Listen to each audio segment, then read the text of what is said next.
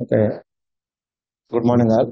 Today I am going to discuss about relationship, human relationship. So, what way human relations maintained by individuals? So, first of all, the meaning of human relations. వీటిని మనం తెలుగులో మానవ సంబంధాలు అంటాం. So, మానవ సంబంధాలు అనేవి ప్రతి ఒక్కళ్ళకి అవసరం, చాలా ఇంపార్టెంట్ కూడా అవి. So, it refers to the ability to interact in the healthy manner with others and build strong relationships. అంటే ఎదుటి వ్యక్తితోటి మనం పొలైట్ గా ఉంటూ ఎదుటి వ్యక్తికి మనం మర్యాదనిస్తూ ఎదుటి వ్యక్తితోటి మనం మంచి రిలేషన్షిప్స్ ని మెయింటైన్ చేయగలిగినటువంటి క్యాపబిలిటీ ప్రతి ఒక్కళ్ళకి అది ఉండాలి. అది ఉంటేనే హ్యూమన్ రిలేషన్షిప్స్ అనేవి డెవలప్ అవుతాయి, లేకపోతే డెవలప్ కావు. కాబట్టి హ్యూమన్ రిలేషన్షిప్స్ అనేవి మనకి డెవలప్ అవ్వాలి అంటే అది మనలో ఉండాలి. ఎబిలిటీ డెవలప్ చేసుకున్నటువంటి ఎబిలిటీ మనలో ఉండాలి. అది లేకపోతే మనం ఏం చేయలేం. From the perspective of managers in a company, it involves the process of creating systems and communication channels to enable group employee relationships as well as strong one relationships. దీనిలో మనం చూస్తే కనుక it involves the process of creating systems. అంటే ఇది మనకి ఏం చేస్తుందని అంటే it involves the process of creating systems. అంటే మనకి సిస్టమ్స్ ని ఎలా క్రియేట్ చేసుకోవాలి అనేది మనకి హ్యూమన్ రిలేషన్షిప్స్ అనేవి లో విధంగా communication channels to enable group employee relationships. అంటే మనం ఒక ఆఫీస్ ని మనం ఏదైనా ఒక కంపెనీ కానీ ఒక ఆర్గనైజేషన్ కానీ తీసుకుంటే అక్కడ ఒక గ్రూప్ ఆఫ్ ఎంప్లాయీస్ మధ్య ఒక రిలేషన్షిప్స్ అనేది క్రియేట్ అవ్వాలి అని అంటే దానికి మంచి communication channels. So you have to maintain different types of communication channels. Then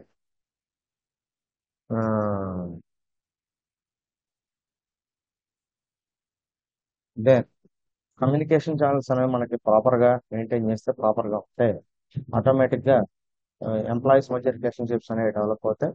కాబట్టి ఆ ఎంప్లాయీస్ మధ్య కమ్యూనికేషన్ మనం ఎప్పుడైతే ఛానల్స్ ని ప్రొవైడ్ చేస్తామో దాంట్లో ఒక మంచి స్ట్రాంగ్ వన్ రిలేషన్షిప్స్ అనేవి మనం మెయింటైన్ చేయగలుగుతాం. అంటే ప్రతి ఒక్క ఎంప్లాయీ ఇంకొక ఎంప్లాయీ తోటి మంచి రిలేషన్షిప్స్ అనేవి మెయింటైన్ చేయగలుగుతాం. ఎందుకంటే అది ఒక టీం వర్క్ అవుతుంది. ఎప్పుడైతే మనకి వన్ రిలేషన్షిప్స్ అనేవి మనం మెయింటైన్ చేస్తామో ఆటోమేటిక్ గా అది ఒక మంచి టీం వర్క్ అవుతుంది. ఎందుకంటే అందరూ ఎటువంటి పొరపక్షాలు లేకుండా ఒకళ్ళతో ఒకళ్ళు నేను ఎక్కువ నువ్వు తక్కువ అనే ఫీలింగ్ లేకుండా ఒక కుటుంబ సభ్యులాగా ఒక టీం వర్క్ అనేది మనకి అట్లా బిల్డప్ అవడానికి అనేది అవకాశం ఉంటుంది. తద్వారా ఆ మంచి రిలేషన్షిప్స్ అనేవి కూడా క్రియేట్ అవుతాయి. So what is the process implementing maintaining of human relations?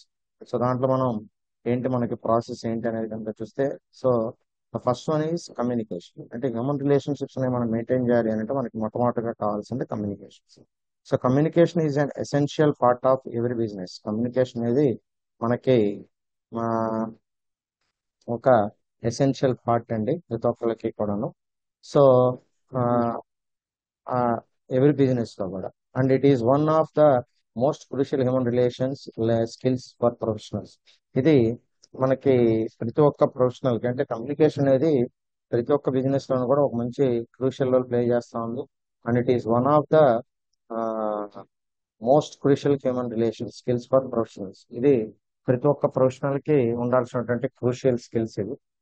తర్వాత ఇంపార్టెంట్ స్కిల్స్ కూడాను అవి ఉండాలి ప్రతి ఒక్కరికి కూడా.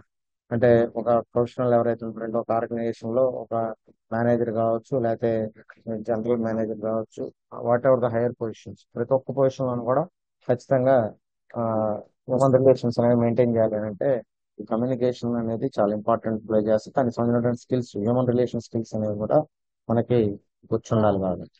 తర్వాత businesses often find more success when their employees can fall politely and effectively. So అదేవిధంగా బిజినెసెస్ అనేది తీసుకుంటే కనుక బిజినెసెస్ లో కూడా often find more success when their employees can politely and effectively communicate their opinions, needs and concerns. దాని తర్వాత business ని కూడా తీసుకుంటే these are also often find more success. So ఇవి కూడా మనకి మోర్ సక్సెస్ అనేది మనకి అవడానికి అవకాశం ఉంటుంది when their employees can politely and effectively communicate their opinions, needs and concerns. దీనివల్ల ప్రతి ఒక్క ఎంప్లాయీ కూడా అతను ఎఫెక్టివ్ గా కమ్యూనికేట్ చేయగలుగుతాడు పొలైట్ గా ఎఫెక్టివ్గా అతని ఒపీనియన్స్ కమ్యూనికేట్ చేయగలుగుతాడు. అదేవిధంగా find more success when their employees can politely and effectively communicate their opinions. అంటే ఎప్పుడైతే మనం ఒక మంచి హ్యూమన్ రిలేషన్ స్కిల్స్ అనేవి మనం డెవలప్ చేసుకుంటామో తద్వారా మనకి ఏం ఉపయోగం అవుతుందంటే బిజినెస్ లో అది మనకి చాలా ఉపయోగపడుతుంది. అంటే ప్రతి ఒక్క ఎంప్లాయీ సక్సెస్ అవడానికి, అదేవిధంగా ప్రతి ఒక్క ఎంప్లాయీ తోటి పొలైట్ గా మాట్లాడటానికి, వాళ్ళతో ఎఫెక్టివ్ కమ్యూనికేట్ చేయడానికి, వాళ్ళ ఒపీనియన్స్ మనం తెలుసుకోవడానికి, మన అభిప్రాయాలు వాళ్ళకి చూడటానికి, మన అవసరాలు ఏంటి, వాళ్ళ అవసరాలు ఏంటి, వాళ్ళ కన్సర్న్స్ ఏంటి, మన కన్సర్న్స్ ఏంటి. సో మ్యూచువల్ గా మనం ఒకరికొకరు అవి ఎక్స్చేంజ్ చేసుకుంటాం. అవి షేర్ చేసుకోవటం వల్ల ఏమవుతుందంటే మన అభిప్రాయాలని వాళ్ళు అర్థం చేసుకుంటారు, వాళ్ళ అభిప్రాయాలని తిరిగి మళ్ళీ మనం అర్థం చేసుకున్నట్టు పరిస్థితి ఉంది. తర్వాత కాన్ఫ్లిక్ట్ రెజల్యూషన్. తర్వాత నెక్స్ట్ ఇంపార్టెంట్ థింగ్ ఏంటంటే హ్యూమన్ రిలేషన్స్ మెయింటైన్ చేయడంలో కాన్ఫ్లిక్ట్ రెజల్యూషన్ అయితే అనదర్ ఇంపార్టెంట్ థింగ్. అంటే సమస్యని పరిష్కరించడం, అంటే ఆ సమస్యను మనం రిజాల్వ్ చేయడం అనేది. So resolving conflicts in a timely and effective manner helps maintain the interpersonal relations that companies thrive on. దీనిలో రిజాల్వింగ్ కాన్ఫ్లిక్ట్స్ అనేవి in a timely and effective manner helps maintain the interpersonal relationships. అంటే ఇది conflicts అనేవి ఏదన్నా వస్తా ఉంటే వచ్చినప్పుడు వాటిని ఏ విధంగా సాల్వ్ చేసుకోవాలి. సో సాల్వ్ చేసుకుని ఆ కాన్ఫ్లిక్ట్స్ మనం సాల్వ్ చేసుకుంటే ఇది మనకి దేనికి హెల్ప్ఫుల్ అవుతుందంటే ఇంటర్పర్సనల్ రిలేషన్స్. అంటే ఇద్దరు వ్యక్తుల మధ్య మనకి రిలేషన్షిప్స్ అనేవి మెయింటైన్ అవ్వాలి అంటే వాళ్ళ ఇద్దరి మధ్య ఎటువంటి కాన్ఫ్లిక్ట్స్ ఉండకూడదు. ఆ కాన్ఫ్లిక్ట్స్ కనుక మనం రిజాల్వ్ చేసుకుంటే సో మళ్ళా వాళ్ళ మధ్య మంచి పాజిటివ్ ఎన్విరాన్మెంట్ క్రియేట్ అవుతుంది. సేమ్ అగైన్ వాళ్ళ మధ్య మంచి రిలేషన్షిప్స్ అనేవి కూడా పెరుగుతాయి. తర్వాత conflicting opinions are natural at work and it often helps generate creative ideas. అంటే కాన్ఫ్లిక్టింగ్ ఒపీనియన్స్ అంటే ఇప్పుడు మనం ఏదైనా ఒక వ్యక్తి చెప్పినప్పుడు దాన్ని వివేదించడం అనేది సహజంగా అంటే ఇది తప్పు అంటాం, ఇది కరెక్ట్ కాదనిపిస్తుంది. సో ఎందుకు నువ్వు కరెక్ట్ కాదంట, దీనివల్ల ఏమవుతుంది, కొత్త ఆలోచన వస్తాయి. ఇది ఇలా చేస్తే కాదు అంటున్నాం, తప్పు నన్ను, సో ఎలా చేయాలి. ఇప్పుడు మనం ఏమంటాం, మనం అన్నది తప్పని మనం చెప్పింది తప్పని అవతల వ్యక్తి అన్నాడు అన్నప్పుడు మనం ఏమంటాం, సరే నేను చెప్పింది తప్పు అయితే నువ్వు చెప్పు రైట్ ఏంటో, అంటే కరెక్ట్ చేయి, నేను చేసింది తప్పు ఏంటో, నా తప్పు నువ్వు కరెక్ట్ చేసి చెప్పాను. దీనివల్ల ఏమవుతుంది, ఎదుటి వ్యక్తి కూడా క్రియేటివ్ గా ఆలోచిస్తారు. అంటే నువ్వు ఒపీనియన్ తప్పు అని చెప్పినప్పుడు తప్పు అంటే సరిపోదు, సో ఏంటి తప్పు అనేది చెప్పాలి, దాని తర్వాత ఆ తప్పుని ఎలా ఏ విధంగా సరిచేయాలి చెప్పాలి. దానివల్ల ఏమవుతుంది, మనకి క్రియేటివ్ ఐడియాస్ జనరేట్ అవుతాయి. అది మంచిదే ఒక అందుకు, కానీ దాన్ని మనం ఇద్దరు వ్యక్తులు దానివల్ల పూర్తిగా విడిపోయే విధంగా కాకుండా కొంతలో కొంతది మనకి మనం కొత్త విషయాలు తెలుసుకోవడానికి ఉపయోగపడాలి. However it is important to handle different points of view politely and professionally, especially when managers consistently overseas different people. So ఏదేమైనప్పటికీ కూడా ఈ కాన్ఫ్లిక్ట్ రెజల్యూషన్ అనేది మనకి ఎలా జరగాలి అని అంటే పొలైట్ గాను ప్రొఫెషనల్ గాను జరగాలి, especially when manage consistently overseas different people. ఎందుకంటే మేనేజర్ కి డిఫరెంట్ టైప్ ఆఫ్ పీపుల్ అనేవాళ్ళు ఉంటారు, రకరకాల వ్యక్తులు ఆ అతను అతను మధ్యలో పనిచేస్తూ ఉంటారు. కాబట్టి వాళ్ళందరూ మనం చెప్పిన దాన్ని అందరూ ఒకళ్ళ మధ్య ఆ, విభేదాలు లేకుండానే ఉంటూ ఖచ్చితంగా ఏదో ఒక పాయింట్ లో ఒకరితో ఒకరు విభేదించడానికి జరుగుతుంది. ఆ విభేదించినప్పుడు ఆ ఎందుకు వాళ్ళిద్దరి మధ్య డిస్టర్బెన్స్ వస్తుంది, సో దాన్ని మనం ఏ విధంగా మళ్ళీ మనం రిజాల్వ్ చేసుకోవాలి, ఇది జాగ్రత్తగా చూసుకోవాలి. తర్వాత negotiation another important thing. Next thing negotiation. So negotiation అంటే ఇక్కడ ఏం చెప్తా ఉన్నాడంటే it is also a crucial human relationships. అంటే నెగోషియేషన్ అంటే ఏంటి, సో అంటే ఇట్స్ లైక్ ఏ బార్గెనింగ్. అంటే నెగోషియేట్ చేయటం అంటాం, అంటే వాళ్ళు ఇది అంటున్నారు కాదు మన ఇది, లే వాళ్ళిద్దరి మధ్య ఒక కామన్ క్రైటీరియాలోకి తీసుకురావటం వాళ్ళిద్దరిని కూడా, సో దాన్ని మనం నెగోషియేషన్ అంటాం. సో నెగోషియేట్ చేసేటప్పుడు it is also a crucial human relation skills because it helps balance interactions between employees and manage.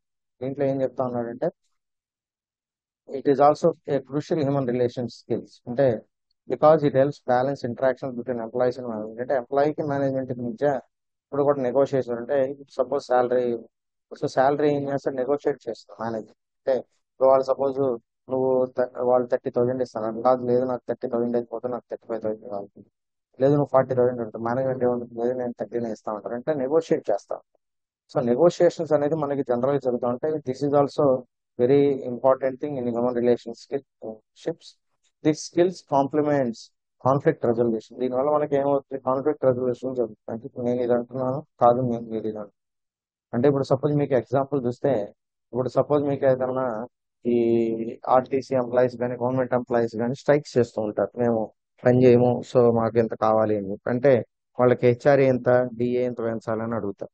So పెంచాలి అడిగినప్పుడు గవర్నమెంట్ వాళ్ళు ఏమంటారు, సపోజ్ ఒక మాకు 20% డిఏ ఏమన్నా ఉంటుంది గవర్నమెంట్, ఏది ఎంప్లాయీస్.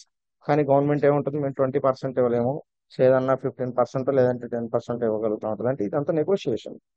అంటే వీళ్ళిద్దరి మధ్య ఒక సమస్య వచ్చింది, అక్కడ డిఏ అనే దగ్గర ప్రభుత్వానికి ఎంప్లాయీస్ మధ్య సమస్య వచ్చింది. సో ఆ సమస్యను వాళ్ళు ఏ విధంగా సామరస్యంగా పరిష్కరించుకుంటున్నారు. సో దానికి నెగోషియేషన్ జరగాలి, అంటే ఇదే నెగోషియేషన్ అంటే. సో మనం 20 అడుగుతాం, లేదు వాళ్ళు 10 అంటున్నారు. సో లేదు గవర్నమెంట్ మనం ఏమంటున్నామనంటే, సో మనం కొంచెం తగ్గి, లేదు 15% మినిమం కావాల్సిందంటే అప్పుడు వాళ్ళు, సో గవర్నమెంట్ 15కి ఇవ్వడానికి ఒప్పుకుంది, మనకు కూడా 15 ఓకే అనుకోండి, దెన్ 15 అవుతుంది.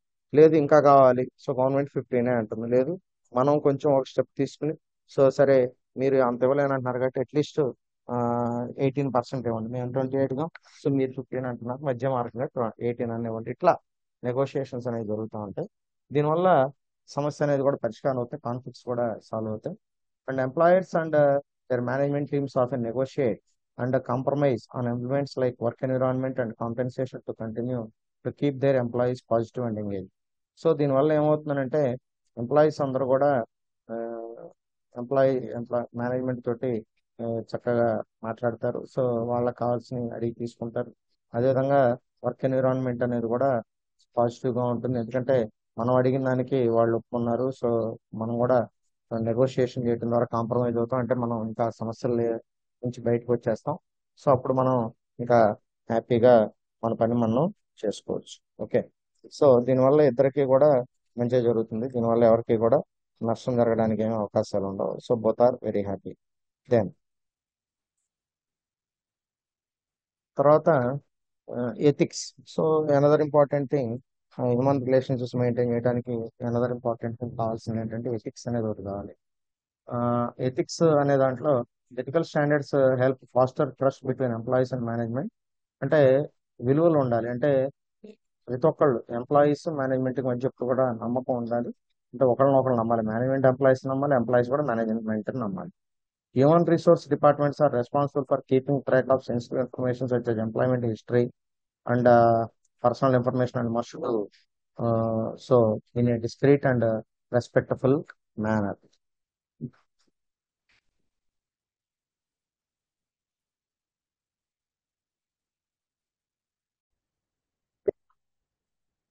సో ఎథిక్స్ అనేది ఖచ్చితంగా మెయింటైన్ చేయాలి. హ్యూమన్ రిసోర్స్ డిపార్ట్మెంట్ దీనికి బాధ్యత తీసుకుంటుంది పూర్తిగా, ఎందుకంటే they are keeping track of sensitive information. అంటే ఎంప్లాయ్ యొక్క సెన్సిటివ్ ఇన్ఫర్మేషన్ మొత్తం కూడా అతని దగ్గర ఉంటుంది కాబట్టి హెచ్ఆర్ డిపార్ట్మెంట్ దగ్గర. సో ఆ హెచ్ఆర్ డిపార్ట్మెంట్ ఏం చేయాలంటే, పర్సనల్ ఇన్ఫర్మేషన్, ఎంప్లాయీస్ సంబంధించిన పర్సనల్ ఇన్ఫర్మేషన్ అతని యొక్క అనుమతి లేకుండా ఎవరికి ఇవ్వకూడదు. సో ఓన్లీ పర్సనల్ ఇన్ఫర్మేషన్ అనేది ఎవరికి, మేనేజ్మెంట్ ఏదన్నా అడిగి దాని గురించి ఏదన్నా వాళ్ళకి అవసరం పడితే తప్పితే అనాథరైజ్డ్ గా మాత్రం ఎంప్లాయీ యొక్క పర్సనల్ ఇన్ఫర్మేషన్ ఎవరికి కూడా ఇవ్వకూడదు. దానివల్ల ఏమవుతుందంటే, ఎంప్లాయీ యొక్క సెన్సిటివ్ ఇన్ఫర్మేషన్ మొత్తం కూడా బయటకు వెళ్ళిపోతే దానివల్ల అతని యొక్క ప్రైవసీ కోల్పోతారు. కాబట్టి ఆ హెచ్ఆర్ డిపార్ట్మెంట్ ఎప్పటికప్పుడు ట్రాక్ చేస్తూ ఉండాలి, సెన్సిటివ్ ఇన్ఫర్మేషన్ ఏదైతే ఉందో దాని గురించి ఎప్పుడు కూడా ఏమన్నా బయటకు వెళ్తుందా, మన దగ్గరే ఉందా, సేఫ్టీ ఉందా లేదా అనేది ఎప్పుడు ట్రాక్ చేసుకోవాలి. They must also ensure employers and employees are compliant with ethical standards within the work place. So employees కి ఏదన్నా ఇష్యూ ఉంటే కనుక కాన్ఫిడెన్షియాలిటీ విషయంలో, స్టాండర్డ్స్ ఎథిక్స్ విషయంలో, సో వాళ్ళు ఎంప్లాయర్ అంటే ఇక్కడ ఎవరు, మనకి జాబ్ ఇచ్చిన వాళ్ళు అనమాట. కాబట్టి వాళ్ళతో మనం మాట్లాడుకుని, సో మేనేజ్మెంట్ తోటి నా కాన్ఫిడెన్షియల్ ఇన్ఫర్మేషన్ ఏమైనా బయటికి వెళ్ళింది సో అని చెప్పి మనం కంప్లైంట్ కూడా రేజ్ చేయొచ్చు. సో ఆ కంప్లైంట్ రేజ్ చేసినప్పుడు దాని మీద మేనేజ్మెంట్ కూడా రెస్పాండ్ అవ్వాలి, రెస్పాండ్ అయ్యి దాని మీద యాక్షన్ తీసుకోవాలి. తర్వాత organisation next thing is organisation. So human relations department helps companies and employees stay organise. ఎప్పుడైతే హ్యూమన్ రిసోర్స్ డిపార్ట్మెంట్ ఏం చేస్తుందనంటే, ప్రతి ఒక్క ఎంప్లాయీ కూడా ఉమ్, ప్రతి ఒక్క డిపార్ట్మెంట్ లోనంటే హ్యూమన్ రిలేషన్ డిపార్ట్మెంట్ ఏం చేస్తుందనంటే, companies and employees stay organise. అంటే ఎంప్లాయీస్ తర్వాత కంపెనీకి మధ్య మంచి సంబంధాలు ఉండే విధంగా ఒక ప్రాపర్ సెట్టింగ్ అనేది చేస్తుంది, డిపార్ట్మెంట్ వైజ్ గా ఒక ప్రాపర్ సెట్టింగ్ అనేది మెయింటైన్ చేస్తుంది. Managers value organization because it establishes a company work flow. అంటే మేనేజర్స్ అనే వాళ్ళు ఏం చేస్తారంటే, ఈ ఆర్గనైజేషన్ ఏదైతే మనం మెయింటైన్ చేస్తున్నాం, అంటే organization is nothing but how to organize the company, that means how you are running the company. So ఆ విధంగా మేనేజర్స్ అనేవాళ్ళు ఆర్గనైజేషన్ ద్వారా వాళ్ళు కంపెనీని ఏ విధంగా వర్క్ ఫ్లో అనేది ఉండాలి, ఎవరెవరు ఏ పని చేయాలి, ఎవరిపైన ఎవరు అథారిటీ ఉంటుంది, ఇవన్నీ కూడా వాళ్ళు చూసుకుంటారు. And teachers employees how to work flow that teachers employees how to prioritize their tasks. అంటే ప్రతి ఒక్క ఎంప్లాయీ కూడా వాళ్ళ టాస్క్లను ఏ విధంగా ప్రయారిటైజ్ చేసుకోవాలి. అంటే వర్క్ ఫ్లో అనేది ఆర్గనైజేషన్ అనేది మనకి ఏం నేర్పిస్తుందంటే ప్రతి ఒక్క ఎంప్లాయీకి వర్క్ ఫ్లో అనేది ఏ విధంగా ఉంటుంది. సో అదే విధంగా ఏ పనిని ఎప్పుడు చేయాలి, ఏ పని ముందు చేయాలి, ఏ పని తర్వాత చేయాలి అనేది కూడా మనకి ఆర్గనైజేషన్ అనేది మనకి తెలియజేస్తుంది. To accurately record employee hiring data, benefits and other claim sensitive information companies required organization. కాబట్టి ఎంప్లాయీకి సంబంధించినటువంటి ప్రతి ఒక్క రికార్డ్ ని మెయింటైన్ చేయడానికి, అదేవిధంగా సెన్సిటివ్ ఇన్ఫర్మేషన్ కూడా మనం ప్రొటెక్ట్ చేయడానికి ఈ ఆర్గనైజేషన్ అనేది చాలా అవసరం ఒక కంపెనీకి అని చెప్పి చెప్తా ఉన్నాడు. Then clearly outline expectation. Next point is clearly outline expectations. దానిలో ఏం చెప్తా ఉన్నాడు, have a clear outline of company's goals and benchmarks so that employees fully understand what is expected of them. ఎప్పుడైతే ఎంప్లాయీస్ అనేవాళ్ళు కి ఒక క్లియర్ మనకి కంపెనీ గోల్స్ మీద ఒక అవగాహన ఉంటుందో, అవుట్లైన్ అనేది అదే క్లియర్ గా తెలుస్తుందో కంపెనీ గోల్స్ గురించి, ఇప్పుడు ఆ, వాళ్ళు ఏం పని చేయాలనేది కూడా వాళ్ళకి క్లారిటీ వస్తుంది. అంటే ఎప్పుడైనా కూడా ఏం చేయాలి అని అంటే ప్రతి ఒక్క ఆర్గనైజేషన్ కూడా వాళ్ళ యొక్క గోల్స్ ఏంటి అంటే ఎంప్లాయీస్ ఏం చేయాలి, మనం ఏ పని ఏ పర్పస్ కోసం వాళ్ళని తీసుకున్నాం, ప్రతి ఒక్క ఎంప్లాయీ వాళ్ళకి మనం ఏం టార్గెట్ ఇస్తున్నాం అంటే ఈ పని చేయాలి, సో ఈ పని చేసి మీరు ఇది అచీవ్ చేయాలి అని చెప్పి మనం వాళ్ళకి క్లియర్ గా చెప్పాలి. బట్ కంపెనీ యొక్క గోల్స్ అనే వాటి మీద ఎంప్లాయీస్ కి పూర్తి అవగాహన ఉండాలి. అంటే కంపెనీ ఆ ఎంప్లాయీ నుంచి ఏం ఎక్స్పెక్ట్ చేస్తుంది, what they are expecting from the employees అనేది వాళ్ళకి క్లియర్ గా చెబితే కంపెనీ యొక్క ఎక్స్పెక్టేషన్స్ కి అనుగుణంగా వాళ్ళు పనిచేయడానికి ప్రయత్నం చేస్తారు. ఎందుకంటే ముందు వాళ్ళ క్లారిటీ ఇవ్వాలి, నువ్వు ఈ పని చేయాలి, నీ నుంచి మేము ఎక్స్పెక్ట్ చేస్తున్నాం, so they are expecting from this from you, so according to that you have to work. Okay, so అని చెప్పి మనం క్లియర్ గా అతనికి చెప్పాలి. చెప్పాలంటే ముందు మనకి దాని మీద అవగాహన ఉండాలి. Then communication is vital and letting employees know their works and goal helps inspire them by giving them value oriented goals. So communication అనేది ఎప్పుడు కూడా మంచి ప్రధానమైన పాత్ర పోషిస్తుంది. ఏంటంటే ప్రతి ఒక్క ఎంప్లాయీకి letting employees know their works, అంటే ఎంప్లాయీ ఏ పని చేయాలో తెలియాలి అని అంటే అది మన కమ్యూనికేషన్ ద్వారానే పాల్గొంది. ఎందుకంటే నేను అతనికి చెప్తున్నానంటే కమ్యూనికేట్ చేస్తాను. కాబట్టి కమ్యూనికేషన్ అనేది మనకి చాలా ఇంపార్టెంట్ ఇక్కడ. కాబట్టి వైటర్ రోల్ ప్లే చేస్తూ ఎంప్లాయీ ఏ పని చేయాలి, సో ఏ పని చేయటం వల్ల మన కంపెనీకి సంబంధించిన గోల్స్ వాళ్ళు రీచ్ అవుతారు, దీనివల్ల వాళ్ళకి మంచి ఇన్స్పైర్ అవుతారు. మనం ఇవన్నీ క్లియర్గా వాళ్ళకి ఇండికేట్ చేసి చెప్తే, ఎక్స్ప్లెయిన్ చేసి చెప్తే inspire them by giving them value oriented goals. దానివల్ల వాళ్ళు ఇంకా మన గోల్స్ని ఇంకా బాగా ఆ, చేసి రీచ్ అవడానికి ట్రై చేస్తారు. దానివల్ల మనం అందరం కూడా బెనిఫిట్ అవుతాం, ఆర్గనైజేషన్ బెనిఫిట్ అవుతుంది, మనకు కూడా బెనిఫిట్ అవుతుంది. తర్వాత be open to feedback and constructive criticism from employees. అదేవిధంగా ఏమన్నా సమస్యలు ఉంటే కనుక చెప్పండి అని చెప్పి మనం అడగాలి, సో నిర్మోహమాటంగా. ఎందుకంటే ఇబ్బంది లేకుండా, అంటే ప్రతి ఒక్క ఎంప్లాయీకి కూడా ఆ, ఇబ్బంది లేకుండా, అంటే వాళ్ళు ఏం కావాలనుకుంటున్నారు, సో వాళ్ళకి ఏం అవసరం అవుతుంది అనేది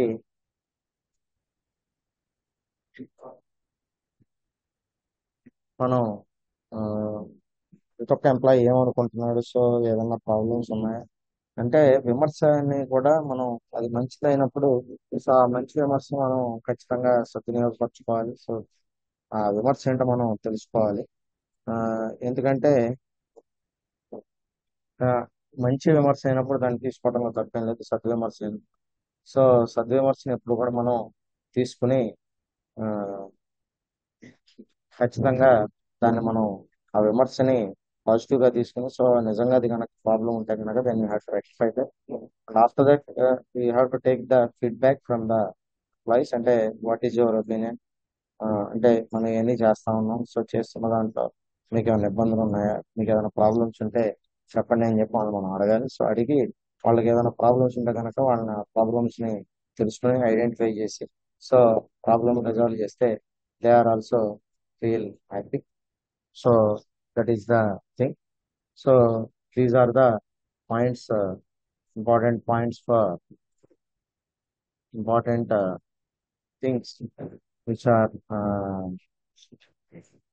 maintaining human relationships. Okay, so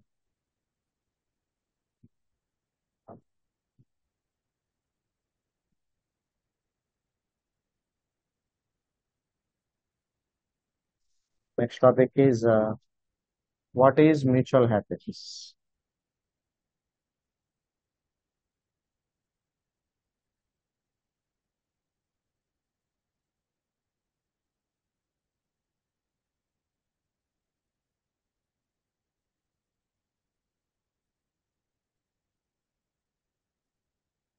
Okay, so next topic is what is mutual happiness and explain the different programs to fulfill the mutual happiness. And mutual happiness గా అంటే ఇద్దరు ఉభయలు ఆనందంగా ఉండాలంటే ఏం చేయాలి?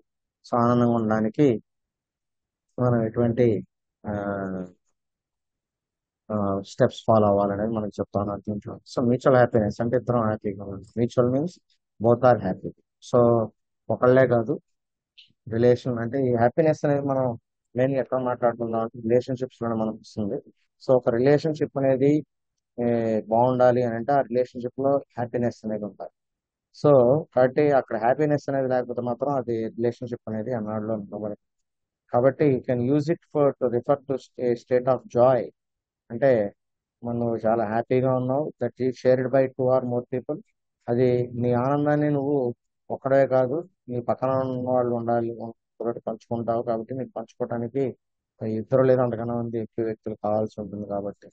సో అలా నువ్వు ఆనందంగా ఉన్నావు, నీ ఆనందాన్ని వాళ్ళ ఆనందంగా కూడా ఫీల్ అవటానికి నీకు కొంతమంది వ్యక్తులు అప్పుడే mutual happiness. For example, the desire for mutual happiness is the foundation of any healthy relationship. చెప్పాను కదా, ఒక రిలేషన్షిప్ అనేది బాగుండాలి, ఆరోగ్యకరంగా ఉండాలి అంటే దానికి మొట్టమొదటి మెట్టు ఫౌండేషనే mutual happiness.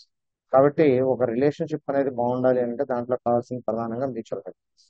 So happiness may be defined as being in harmony energy in the state situation that we live in.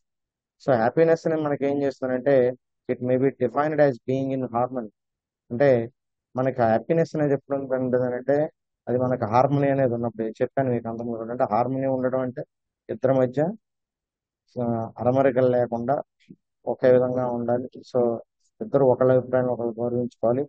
ఒకళ్ళ ఉమ్, ఒకళ్ళు ఇంపార్టెన్స్ కి వాళ్ళకి ఏదైతే అవసరాలు ఉన్నాయో వాళ్ళ అవసరాలకు వీళ్ళు ప్రాధాన్యత ఇవ్వాలి, మన అవసరాలకు వాళ్ళకి ప్రాధాన్యత. సో ఇది హార్మనైజ్ అవుతాం. Then happiness is being in a state of liking. So happiness అనేది నీలో ఉంటే ఆటోమేటిక్ గా నువ్వు ఉమ్, అన్నిటిని ఇష్టపడే పరిస్థితిలో ఉంటావు. అంటే ఎవరినైనా ఇష్టపడతావు నువ్వు హ్యాపీగా ఉన్నట్టు.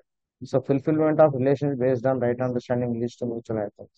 మ్యూచువల్ హ్యాపీనెస్ లో మనకి మెయిన్ ఉండాల్సింది ఏంటంటే బేసిక్ గా రైట్ అండర్స్టాండింగ్. అంటే ఇద్దరు వ్యక్తులు ఒకరితో ఒకళ్ళు ఆనందంగా ఉండాలి అని అంటే దానికి ఇద్దరు ఒకరినొకరు మంచిగా అర్థం చేసుకోవాలి. అది important point. Fulfilment of need for physical facilities through nature fulfilling production activities. So fulfilment of need for physical facilities. ఒక వ్యక్తి హ్యాపీగా ఉండాలి అని అంటే కనుక దానికి కావాల్సిన ఏంటంటే మెయిన్ గా ఉండాల్సింది అంటే ఫిజికల్ ఫెసిలిటీస్. ముందు కూడా చెప్పాను. సో వాటర్ ఉండాలి, ఫుడ్ ఉండాలి, షెల్టర్ ఉండాలి, బట్టలు ఉండాలి. సో ఇవన్నీ కూడా మనకి బేసిక్ నీడ్స్. సో ఇవన్నీ ఉంటే కనుక మనం హ్యాపీ. అది తర్వాత డబ్బులు. సో మనం ఎన్ని కావాలంటే ఈ అవసరాలు తీరాలంటే డబ్బులు కావాలంటే మనం. సో అది కూడా మనకి important. సో తర్వాత what are the requirements for fulfilment of mutual happiness. Happiness అనే దాన్ని మనం ఫుల్ఫిల్ చేసుకోవడానికి మనకు కావాల్సిన రిక్వైర్మెంట్స్ ఏంటి? దాంట్లో మొట్టమొదటి రిక్వైర్మెంట్ సోషల్. సో సోషల్ అంటే ఇక్కడ human or also social creatures, అంటే మానవుడు సంఘజీవి. సో అందుకనే అంటే మ్యాన్ అంటే మేనేజ్ సోషల్ యానిమల్ అని చెప్పి చెప్తారు. సో ఆయన అరిస్టాటిల్ చెప్పారు.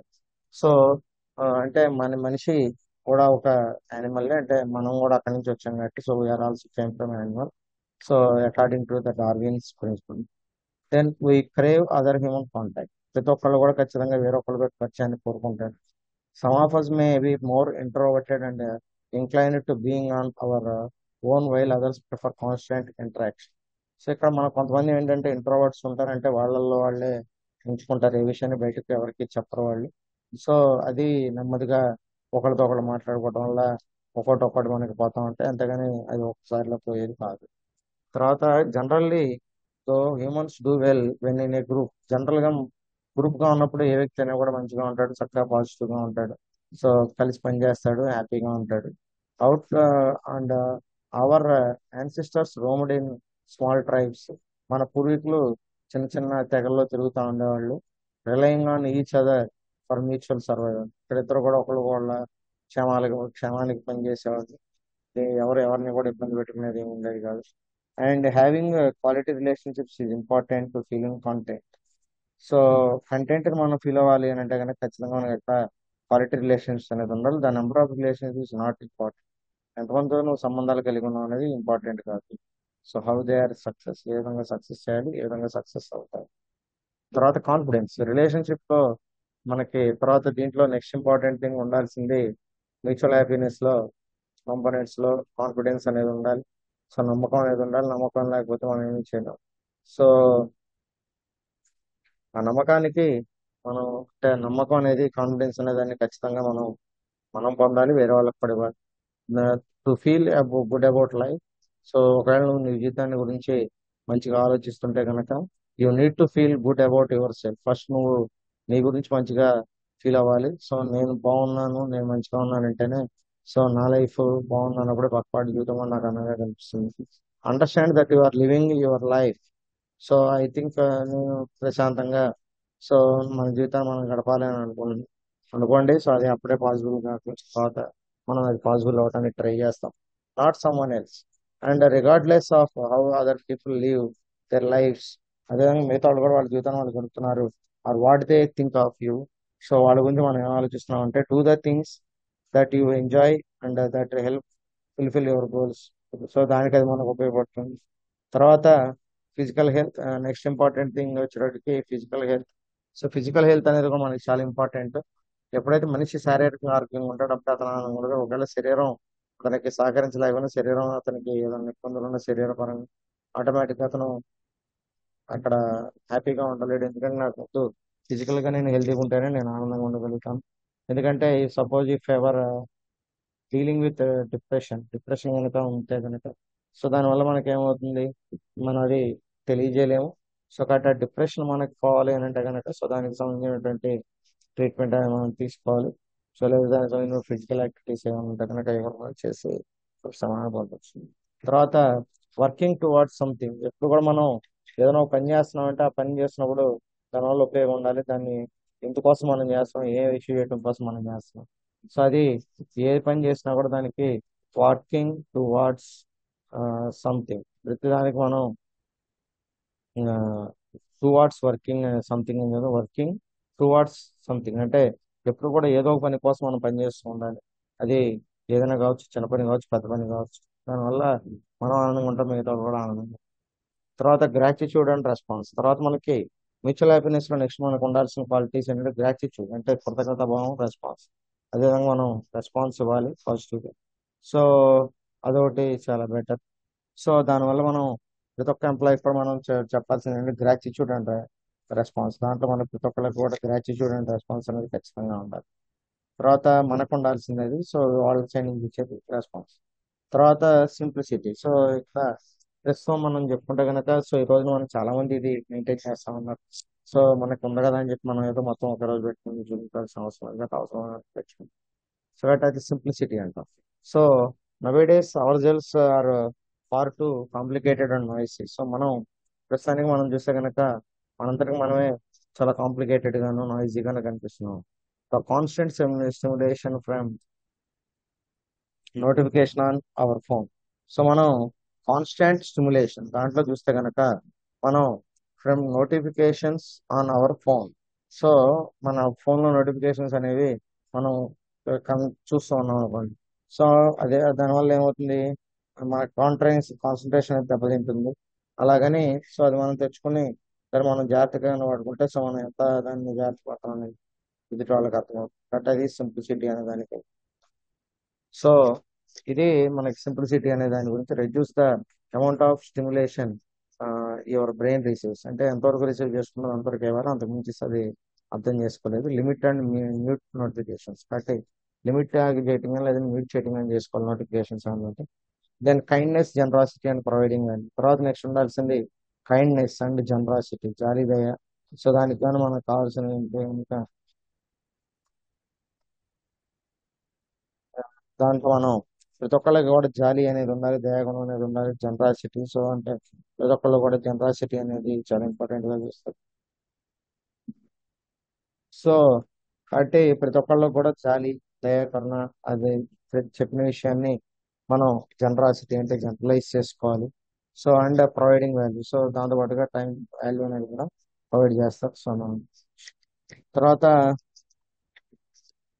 కాన్షియస్ థాట్ అండ్ ఫ్లో, తర్వాత మనం చేసే ప్రతి పని కూడా మీద కూడా మనకు అవగాహన ఉండాలి. సో థాట్ అనేది ఒక ఫ్లోలో ఉండాలి. సో అంటే థాట్ ఆఫ్ ఫ్లో అంటాం. సో పద్ధతి ప్రకారం ఒక విధంగా జరగాలి. సో అది మనకి ప్రొవైడింగ్ జనరాసిటీ అంటే, so kindness, generosity, providing value. So అది ఆ రెండు మనం తీసుకుని, సో అదే విధంగా ఎవరైతే వాల్యూ అనేది ప్రొవైడ్ చేస్తామో సో దాన్ని మనం వాళ్ళ గురించి మనం separate గా ఆలోచించాలి. సో తర్వాత కాన్షియస్ థాట్ అండ్ ఫ్లో, దాని తర్వాత నెక్స్ట్ ఉండాల్సింది కాన్షియస్ థాట్. అంటే ఇప్పుడు కూడా మనం ఆలోచన చేసినప్పుడు మనం కాన్షియస్ గా ఉండి చేయాలంటే ఏదో చేస్తామంటే చేస్తామంటే అదొకటి జాగ్రత్తగా చూసుకోండి. తర్వాత అడ్వెంచర్స్, లైఫ్ లో మనకి ఏదైనా అడ్వెంచర్స్ చేసి ఉండొచ్చు. సో అడ్వెంచర్స్ చేసింది మనం ఆ, పెట్టుకుంటే ఒక చోట, సో అది మనకి రేపు ఎక్కడైనా ఉపయోగపడుతుంది. సో కాబట్టి అడ్వెంచర్ అనేది మనకి చాలా ఇష్టం. సో దానిలో humans are adventurous by nature. So ప్రకృతి సహజంగానే వాళ్ళు అడ్వెంచర్ గా ఉంటారు, అడ్వెంచర్స్ చేసే తత్వం అనేది ఉంటున్నారు almost. Our curiosity and desire to improve our environment for own our own benefit is the source of all our innovations and progress, and also the destruction and pain we deal with. So adventure అనేది మనకి ఏం చేస్తుంటే hour curiosity, మన యొక్క అత్యుత్సాహం అనేది, and desire to improve, అదేవిధంగా improve అవుదాం దాంట్లో ఉంటాం. సో ఇవన్నీ కూడా మనకి ఏం చేస్తాయంటే benefit is the source of all our innovations. So దాన్ని బట్టి దీనిలో మనం చూస్తే కనుక, సో అడ్వెంచర్ లో హ్యూమన్స్ ఆర్ అడ్వెంచరస్, అది మనం ఇందాక చెప్పుకున్నట్టుగానే nature our curiosity and desire to improve our environment. So environment మనం ఇంప్రూవ్ చేసుకోవాలి అంటే కనుక దానిలో మనకి క్యూరియాసిటీ అనేది చాలా ఇంపార్టెంట్. తర్వాత